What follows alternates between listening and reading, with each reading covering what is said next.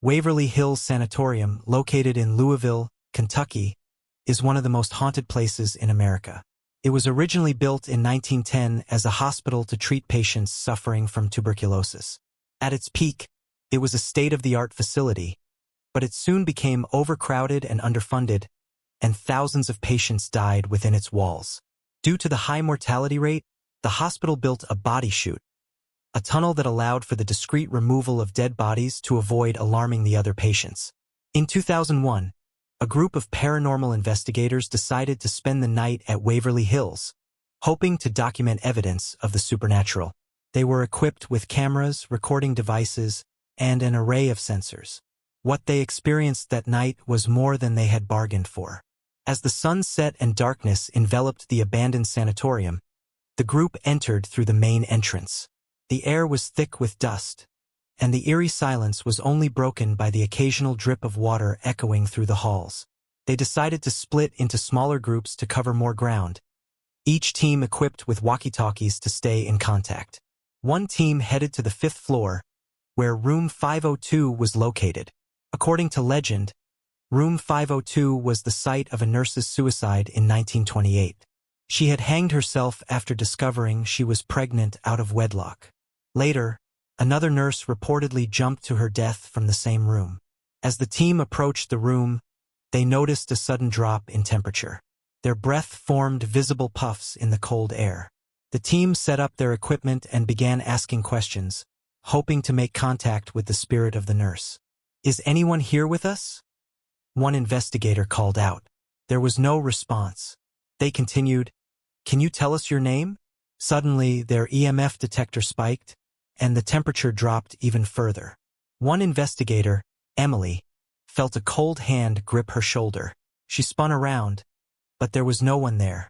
The group decided to conduct an EVP, electronic voice phenomenon, session, where they asked questions and recorded the ambient noise, hoping to capture spirit voices that could not be heard by the human ear.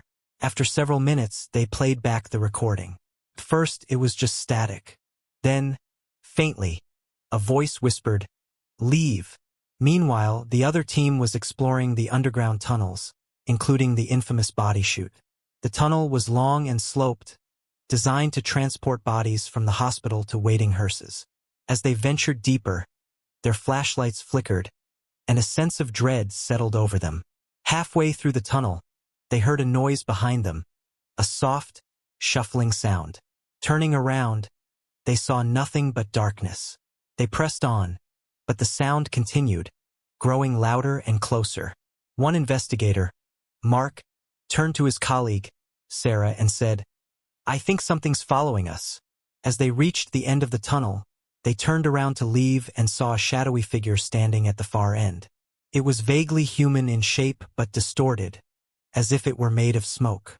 The figure began to move towards them, and they could hear faint, raspy breathing. Panic set in, and they ran back up the tunnel, the figure seemingly gliding after them. As they emerged into the hospital, the air seemed lighter, but they could still hear the raspy breathing echoing in their ears.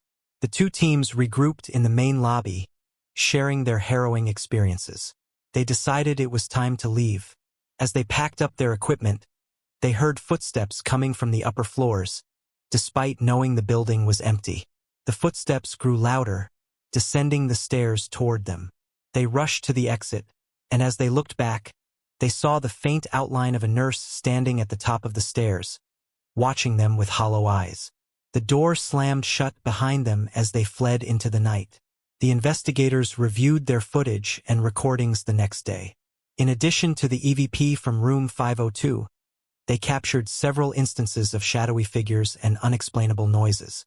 The footage from the tunnel was the most chilling, a dark shape moving towards the camera, accompanied by the eerie sound of raspy breathing. Waverly Hills Sanatorium remains a popular destination for ghost hunters and thrill seekers, but those who have spent the night there warn that the spirits of the past are still very much present. The ghostly nurse of room 502 and the shadowy figure in the body chute are just a few of the entities that roam the halls, forever trapped in a place of suffering and death. The investigators' encounter at Waverly Hills Sanatorium quickly became the talk of the paranormal community. The footage and recordings they shared were compelling, drawing the attention of seasoned ghost hunters and curious thrill-seekers alike. Yet, the more experienced investigators warned that Waverly Hills was not a place to be taken lightly. Those who ventured there did so at their own risk, often returning with stories of terror. Months later, another group of investigators, eager to validate the claims and capture their own evidence, planned an overnight stay at the sanatorium. This group included seasoned ghost hunters, a skeptical journalist named Tom, and a medium named Clara, known for her ability to communicate with spirits.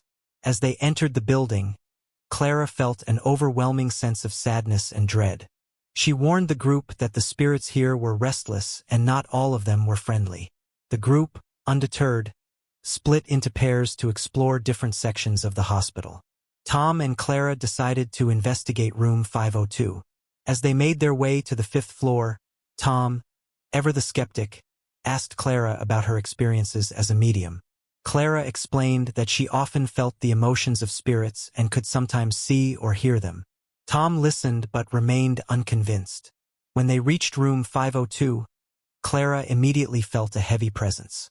She closed her eyes, trying to connect with whatever spirit lingered there. "There's a woman here," she whispered. "She's very sad and very angry." Tom set up his recording equipment and began asking questions. "Is anyone here with us? Can you tell us your name?" Suddenly, Clara's eyes flew open. "She's here," she said, her voice trembling. "She's standing right behind you." Tom turned, but saw nothing. He was about to dismiss it when his recorder picked up a chilling whisper, "Get out." Meanwhile, the other pairs were experiencing their own horrors. Down in the body chute, 2 investigators named Jack and Lisa felt an oppressive force as they walked deeper into the tunnel. Jack, a seasoned investigator, had felt fear before, but nothing like this. Lisa, new to ghost hunting, gripped his arm tightly, her fear palpable. As they reached the midpoint of the tunnel, their flashlights flickered and died. In the pitch-black darkness, they heard the raspy breathing again, growing louder and closer. Jack fumbled with his flashlight, finally getting it to work. When he did, he saw a dark figure at the end of the tunnel, moving toward them. "We need to go," Jack said, his voice shaking. They turned and ran, the sound of the raspy breathing following them. As they neared the exit, Lisa stumbled and fell. Jack helped her up, and they both glanced back to see the figure still pursuing them, closer than before. At the same time, in the main lobby, 2 other investigators, Sarah and Mike, were setting up a central command center. They monitored the live feeds from the other team's cameras. Suddenly, one of the cameras, Tom and Clara's, began to show static. When it cleared, they saw a shadowy figure standing directly behind Tom. "Tom, Clara, get out of there," Sarah shouted into the walkie-talkie. Tom and Clara heard the urgent warning and made their way back to the main lobby, where they all regrouped. Everyone was shaken by their experiences, especially Lisa, who had scratches on her arm that she couldn't explain. Clara spoke up, her voice steady despite her fear. "We need to try to help these spirits find peace. They're trapped here, and some of them are suffering." The group agreed to conduct a séance in the main lobby, hoping to communicate with the spirits and offer them some solace. They gathered in a circle, holding hands as Clara led them in a calming ritual. The air grew colder, and the room seemed to darken as Clara called out to the spirits. "To those who are trapped here, we offer our help. We want to understand your pain and help you find peace. Please speak to us." First, there was silence. Then, a gust of wind blew through the room, extinguishing their candles. In the darkness, Clara felt a hand grasp hers, icy and firm. She closed her eyes and focused, trying to connect with the spirit. A voice filled her mind, fragmented and desperate. "Trapped? Darkness. Help us." Clara relayed the message to the group. "They're trapped in darkness. They need our help." Tom, still skeptical but shaken by the night's events, asked, "How can we help them?" Clara focused again, the spirit's presence overwhelming. "The dark figure, it's holding them here. We need to banish it." The group prepared for a cleansing ritual, gathering sage and salt, forming a protective circle around the room. As they began the ritual, chanting words of protection and light, the atmosphere grew heavier. The dark figure appeared again, more solid and menacing than before. Clara led the chant, her voice strong and unwavering. The dark figure roared, a sound that seemed to shake the very walls of the sanatorium. But the group held firm, their voices rising in unison, pushing back against the darkness. Finally, with a final, deafening roar, the dark figure dissipated into the air, leaving a profound silence behind. The oppressive atmosphere lifted, replaced by a sense of calm and peace. Clara, exhausted but relieved, turned to the group. "It's over. They're free." The group spent the rest of the night ensuring that the spirits had indeed found peace, performing smaller rituals in various parts of the sanatorium. By dawn, the building felt different, lighter, almost welcoming. As they packed up their equipment and prepared to leave, they felt a sense of accomplishment. Tom, once a skeptic, was now a believer, having witnessed the power of the paranormal firsthand. Clara, though drained, felt a deep sense of fulfillment knowing that they had helped the trapped spirits. The story of their encounter spread, adding another layer to the legend of Waverly Hills Sanatorium. Though the building still stood as a monument to its dark past, it was now also a testament to the power of compassion and the possibility of redemption. And yet, as they drove away, Clara couldn't shake the feeling that something, or someone, had been watching them. The sanatorium's secrets were many, and not all of them had been laid to rest. In the weeks following their harrowing night at Waverly Hills Sanatorium, the team tried to return to their normal lives. Tom wrote a detailed article about their experiences, garnering significant attention. Clara continued her work as a medium, helping spirits find peace wherever she could. However, the sense that something from Waverly Hills lingered never left her. One evening, Clara was preparing for a quiet night at home when she received a call from Sarah. "Clara, we need to talk. Can you come over?" Sarah's voice was urgent, almost fearful.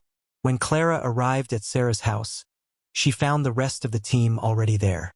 They all looked anxious, and Sarah wasted no time in explaining. "Ever since we left Waverly Hills, strange things have been happening. I've seen shadows moving in my house, and I hear whispers at night. It's not just me. Everyone here has experienced something similar." Clara nodded, having suspected that their encounter at the sanatorium might have had lingering effects.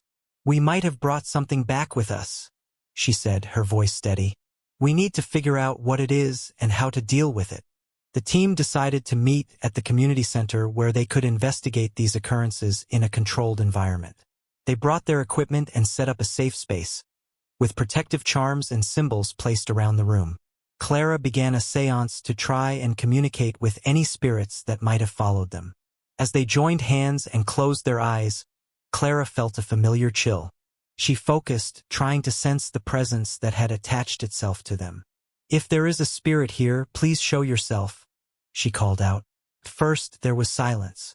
Then, a cold wind swept through the room, extinguishing the candles. In the darkness, a faint, ghostly figure appeared. It was the same dark figure from Waverly Hills, its form more distinct now, with hollow eyes and an aura of malevolence. The team gasped, but Clara remained calm.